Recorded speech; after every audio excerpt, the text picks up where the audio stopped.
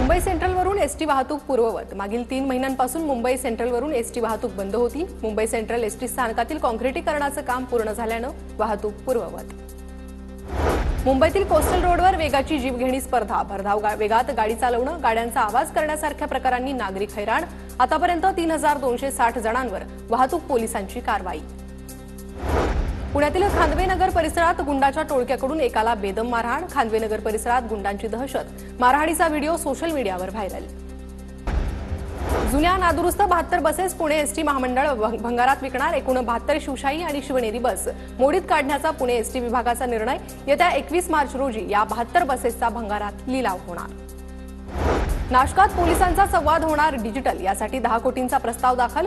याला मंजुरी मिळाल्यास पोलिसांचा संवाद अधिक स्पष्ट, वेगवान आणि प्रभावी होणार। गुहागर तालुक्यातील माळरानाला भीषण आग लागल्याची घटना। आगीत हजारो हेक्टर परिसर, आंबा आणि काजूच्या बागा तसंच इतर मोठ्या झाडांचंही प्रचंड प्रमाणात नुकसान। गडचिरोलीत कामगार कल्याण पेटी आणि साहित्य वाटप एकाच दिवशी केल्यानं गोंधळ। मोठ्या संख्येत कामगारांना बोलावल्यानं गोंधळाची स्थिती। त्यात सर्व्हर डाऊन असल्यामुळे अनेक अडचणी। यामुळे कामगार आणि मजुरांची कसरत।